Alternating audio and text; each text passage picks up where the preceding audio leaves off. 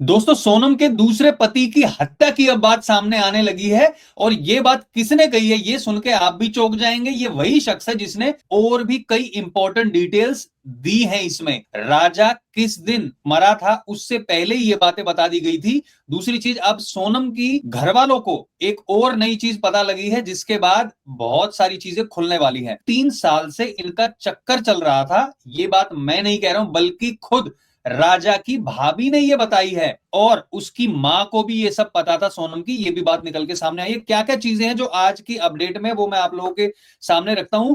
अंत तक वीडियो को देखना और इसको सब लोगों के साथ शेयर जरूर करना। तो सबसे पहले हम यहाँ पे बात करने वाले हैं कि सोनम के दूसरे पति की हत्या की बात की जा रही है। आप लोग जानते हैं कि एक पंडित जो थे, उन लोगों वो उनसे जो कुंडली दिखाते हैं, वो कुंडली दिखाई थी। और कुंडली दिखाने के बाद जब राजा की मां ने पूछा था कि मेरा बेटा कहां है, तो उसी टाइम जो पंडित जी दिख रहे हैं आपको यहाँ वीडियो में, उन्होंने बोल दिया था कि राजा अब इस दुनिया में नहीं है। राजा की लाश मिलने से पहले की बात है, ये बाद की बात नहीं है। ये ऑन रिकॉर्ड राजा की मां ने भी स्वीकार किया है और पंडित जी ने भी।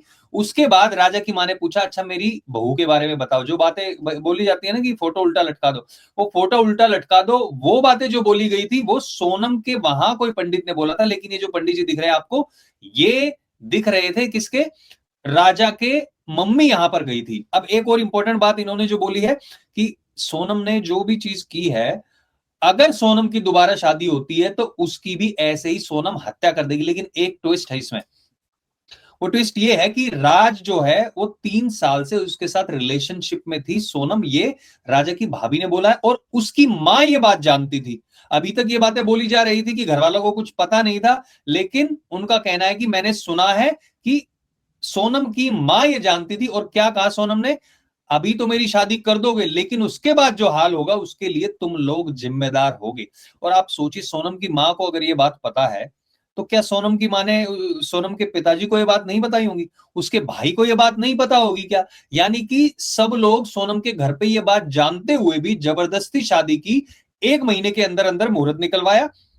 जहां पे राजा के परिवार वाले कह रहे थे कि इतनी जल्दी क्या, हमें अभी शादी नहीं करनी, वहां पे डंडा देके, हमें हमारी भाषा में बोलते डंडा देके मतलब जबरदस्ती करके शादी करवाई थी। और एक बात जो मेघालय जाने की है, साफ साफ मना कर दिया था। जब पहलगाम हुआ था उसके बाद राजा ने कहा था वहां कश्मीर जाने का मन था, लेकिन अब वहां नहीं जाएंगे। उसके बाद एकदम से फोन आता है। जो सोनम राजा का फोन तक नहीं उठाती थी, उसका फोन आता है और उसका कहना है कि मैंने टिकट बुक करा ली है और हम घूमने जा रहे हैं।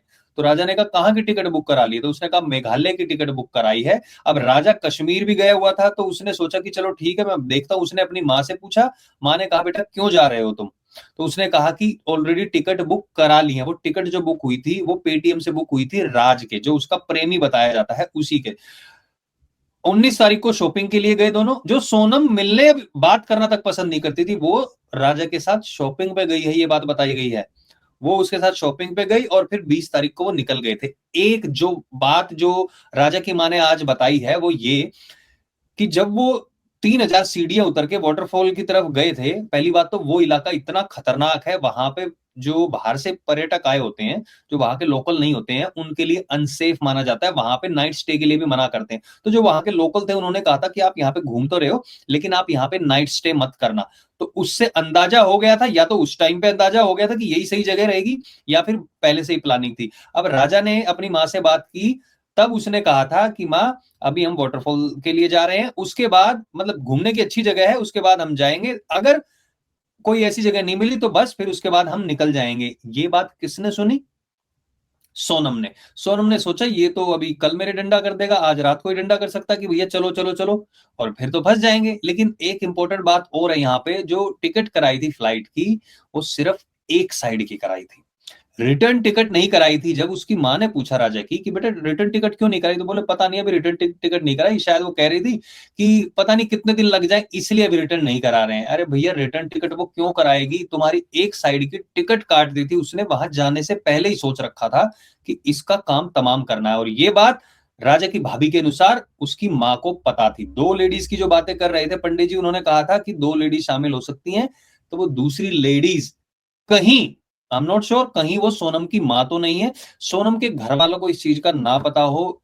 अब ये बहुत मुश्किल लग रहा है। आप लोगों से मैं पूछना चाहता हूं कि आपको लगता है कि उसके घर वालों को नहीं पता होगा? और आपके जो भी क्वेश्चन है आप भी यहां पर लिखिए। लेकिन एक चीज जो पंडित जी ने बोली थी कि मैंने उसी टाइम पे बोल दिया था कि उत्तर की तरफ मिलेगी लड़की और वो वापस आएगी। इन पंडित जी ने ही बोला जो आपको यहाँ पे दिख रहे हैं। बड़ी मुश्किल से इनकी वीडियो निकाली गई है और फिर उसके बाद यहाँ पे न्यूज रिपोर्टर पहुंचे हैं, वहां पे बात कर रहे हैं।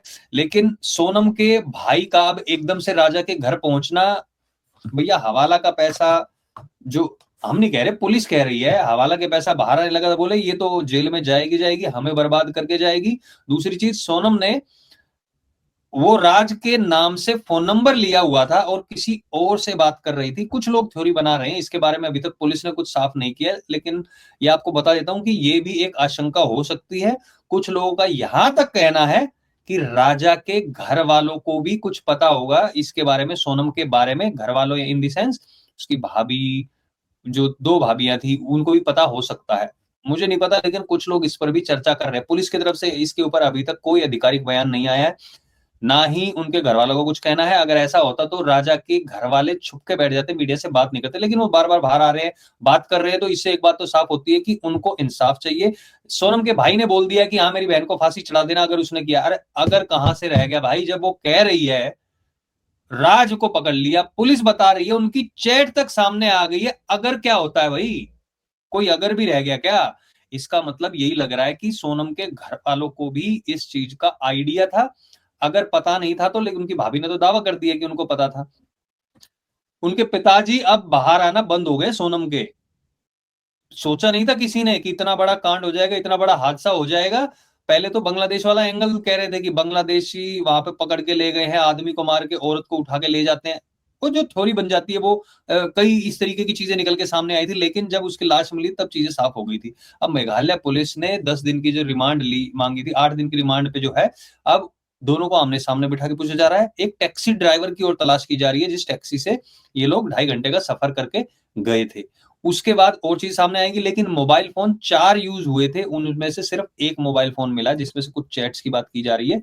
3 मोबाइल अभी तक नहीं मिले हैं इन गुनहगारों से। तो वो मोबाइल भी रिकवर किए जाएंगे ताकि उनसे चैट या फिर फोटोज जो भी लिए थे, हो भी सकता है इन्होंने वीडियो भी बनाया हो मारते हुए का। आप लोगों ने अक्सर देखा होगा कि एक दो सीरीज भी आई थी नेटफ्लिक्स पे, उसमें दिखाते हैं कि वो वीडियो बनाते थे मारने से पहले।